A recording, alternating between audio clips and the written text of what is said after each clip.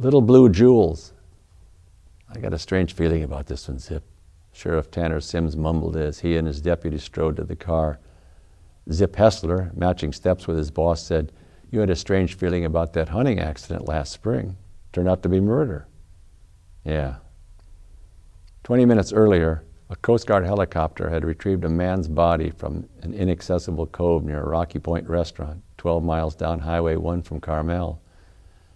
The popular restaurant perched atop a steep cliff over the Pacific, the only structure visible in this primitive stretch of coastline. As far as the eye could see in either direction, granite bluffs leaped out of the ocean, reaching up to the meadows and green foothills that fed into the brooding mountains of the Ventana wilderness. All this grandeur, however, was lost on Tanner Sims at the moment. He stopped in the parking lot next to their black and white, arms across his chest, a thumb and forefinger pinching his lips. He studied the coast, the ocean, the restaurant.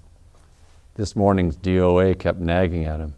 There was a phantom itch he couldn't scratch, like the one near his spine since back surgery 3 years ago. Well, he thought he'd just have to wait for the coroner's report, see what today was all about. Tanner's mood had degraded from sour to rotten, the whole damn day gone wrong. His rumbling stomach reminded him he'd missed his morning bacon and eggs, settling for black coffee and a donut. He thought about Rocky Point's famous hamburgers. Their menu was too rich for his salary, but the manager should be happy to comp a local sheriff. Nah, he decided too early, just make for more trouble. Tanner slid into the passenger seat and slammed the door. Zip switched on the ignition. The call had come in at 7:20 a.m. Half hour later, the two officers stood on a barren outcropping 50 yards south of the restaurant. Behind them, a sliver of sun inched over the silhouetted mountain ridge. Today promised to be like the last three, cloudless and warm, no fog, temperatures in the 70s, evenings balmy. The sort of Indian summer that often came in October. Tanner unzipped his jacket, breathing air redolent with salt, seaweed, and dead fish. He hoped the Coast Guard got its ass down here soon. The Sheriff's Rescue Unit had been alerted, but would take too long to assemble the team. Tanner glimpsed at his surroundings. The restaurant huddled in a grove of cypress and Monterey pines, twisted and stunted by constant winds. The land broke and plunged into the craggy rocks and snarling waves. Several miles to the south rose Hurricane Point's foreboding parapet and the sweep of Big Sur's headlands defined by the sea's sharp blue edge. Tanner took note of the nearby cattle grazing, unfenced, and the brown grasses sloping to the cliffs. He wondered if any of the cows had seen the victim drop into the cove. He needed a witness. "God almighty, how did he get there?" Zip said, his binoculars fixed on the body. "Now, how the hell would I know?" Tanner growled. Sometimes he was flat sure Zip had his feathers glued on wrong. Kind of dumb. At other times, however, the boy, red-haired, good-looking, fast with the ladies, showed a lot of smarts. And, Tanner admitted, he'd probably been dumber than Zip at 28 and never as good-looking or fast with the ladies. A small group of Rocky Point staff had gathered by him. Tanner was glad there were no customers yet. Lunch was still 2 hours away. He didn't want a crowd. A young woman said, "Is he alive?" And the sheriff threw her an exasperated look. "If I knew that lady, I'd be a genius, right?" He felt the little clutch of people press closer. Jesus H. Christ. Without looking at him, he said, "So how about not crowding me, huh? Next thing I'll be down there myself." He hated heights, ever since falling off a barn roof as a child. And Rocky Point Restaurant balanced itself in what he considered a precarious and unnatural position, ready to slide into the Pacific. "Give me the binocs," he said. Zip handed him over. Tanner brought the meadow into focus, then guided his magnified scan down to the jagged granite to where a body lay sprawled on the rocks. The man had on Levi's, brown parka over his gray shirt or sweater, tennis shoes. Waves exploded angry white, spraying the victim. Farther out rolled giant swells, aquamarine shards of sunlight flashing from their sapphire depths. The binoculars brought it too close for Tanner. He felt something akin to seasickness wash over him, like the stomach flu. The cove's brackish odors didn't help. "Jesus," he said, his brow all at once cold and wet. "Now I remember why I never joined the friggin' Navy." Just then a heavy thumping sound filled the air like the slow beat of a dozen bass drums. They looked north to see a Coast Guard helicopter soar over the hump of a ridge, sliding offshore to follow the line of the cliff. It reminded Tanner of a giant red-orange-white dragonfly. Tanner ran his hand over his thinning scalp. Okay, let's get the poor bastard out of there. He keyed his portable radio. Coast Guard, this is Sheriff Sims. Over. Sims and Hessler watched the ambulance until it disappeared around a curve of the driveway leading to Highway 1. They went into the restaurant and sat by a front window. Tanner sipped lukewarm coffee while fragrances of fresh baking bread and simmering sauces stirred his digestive juices. He stared past the rocks to the horizon. The infinite panorama of sky and water filled Tanner with an uninvited, overwhelming sense of being irrelevant, as insignificant as a random clump of kelp floating on the blue sea. He found himself wishing away the shattered remains of the unknown DOA in the ambulance, the broken pieces of his job, every day more the same. No surprise that he and Beth were drifting apart, their romance dissolving into a vague memory. So much crap, every day more crap. You want to talk to me again? The heavy German accent jolted Sims out of his reverie. A tall, angular man in his 30s stood by the table. Yeah, Tanner said. Have a seat. Holtz, isn't it? The Rocky Point manager nodded and sat. He had a handsome, serious face. You say you were here at 7? Tanner said. Always get here that early? No. Today I'm expecting a special meat delivery. So, Holtz, when did you see the victim? About 10 after 7. I walked out to the point to have a smoke. Saw the guy on the rocks and ran back to call 911.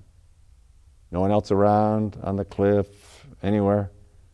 One man in the kitchen baking, one cleaning, that's all. And you're sure no one here saw the deceased before he fell? Or was pushed or thrown, he conjectured. That's what everybody says.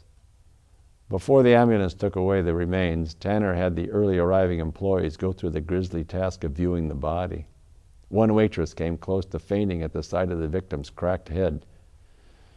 Male Caucasian, old fellow, looked close to 80, sparse gray hair, neater to shave, reeked of booze. No ID. His pockets held a handkerchief, $12.18, and 4 tiny blue pills which no one could identify. Those pills sent a chill up Tanner's spine, the kind of warning buzz he got whenever he came upon what could be a clue. No evidence of other causes of death, not yet anyway. He looked at Zip. So why no ID? Deputies shrugged. Shit, Tanner muttered as he arose from the table. Let's go. Zip followed him out the front door to the car. Zip had driven the Ford as far as the exit to the highway when all at once it came to Tanner. Maybe nothing, he thought, but it struck a spark, like they do on TV crime shows. Stop, Tanner barked. The deputy slammed on the brake, pitching them both against the seat belts. Jesus, what? Turn around. We got to take a hike. They thrashed through brown grass, scrub oak, and chaparral until they got to the spot outlined with yellow tape where the Coast Guard crew had hoisted the body out of the cove. Tanner glanced back at the restaurant for an instant, envious of the lunch customers pulling into the lot. He could picture them in there eating Rocky Point's famous prime rib. Maybe bring Beth down here next week. Thought we were done with all this traipsing around, Zip said. Glad the poison oak ain't in full growth. Yeah, we'll look out for the cow piles. Tanner stepped over the tape and made his way towards the edge of the cliff. Like I said, I got a hunch. Need another look. 10 feet from the brink, he went down on all fours and crawled until he could see enough to do a quick survey of the rocks and the seething tide. His belly twisted. He retreated and got to his feet. The man had to walk out there, he said, retracing his steps to the other side of the tape. He began a methodical examination of the earth. A few feet away, he found a trace of matted grass, then more of the same. Come on. The two followed a faint trail until it vanished in brush and rocky ground. Heads down, they walked in tandem for a few seconds. Here, Zip said, pointing at some more crushed growth. They took up the trail again, coming to a bare piece of dusty ground. In it were 2 distinct sets of footprints, both going towards the ocean, one larger than the other. Hot damn, I knew it, Tanner said. He had known it, but what the hell? Take credit where you can. Anything to impress young deputies. Another 75 yards brought them to a barbed wire fence. On the other side was Highway 1, the promise of 100 miles of breathtaking road to Morro Bay. They wormed through the wire. Any more footprints would be impossible to find. The highway pull-off was a red-dusted jumble of tire tracks and cigarette butts. Bring the car up here, Zip. Geez, Sheriff, it's got to be a mile back there to the car. Well, no shit, James Bond. Go get the car. I'll be down there with those footprints. Bring the plaster kit. Sims drank coffee and argued on the phone. I can't believe this. Tell her to take a flying leap. He swung his chair around to stare out the window of the thick pine forest behind the county building. He said, I'll call you back, and pounded the receiver into the cradle. Another fight with the Board of Supervisors, this time about the color of the new sheriff's cars. Jesus. The phone rang. Tanner picked it up. Sheriff Sims. Coroner's office, Tracy Flint. Hey, Tracy, got anything? He listened. Blood alcohol enough to put a man to sleep. No foul play, just plain-ass drunk. Impact on the rocks killed him. What about the pills? Tanner said. She said, you're going to love this. We make the guy to be in his late 70s. The pills are Viagra. Tanner guffawed and said, so the poor bastard died happy. She giggled. Or died trying. Want the pills? Not unless you come with them, he said. You're a dirty old man. But I still love you. Well, so does my wife. Keep your paws off me, sweet thing. Tracy laughed and hung up. Tanner kept the phone to his ear. For a moment he thought of calling Beth, sharing some of his day with her. But it passed. Instead he punched an internal number and Zip came on the line. Tanner related his conversation with Tracy Flint. Zip chuckled about the Viagra remarks. Tanner said, so how'd the horny bastard get there? Walk? Too drunk to drive? Oh yeah, the plaster casts. His are 98 Nikes, others appear to be a woman's Reeboks, no year. The woman had to drive him there. He was that shit-faced. You're good, Hassler. Make a detective someday.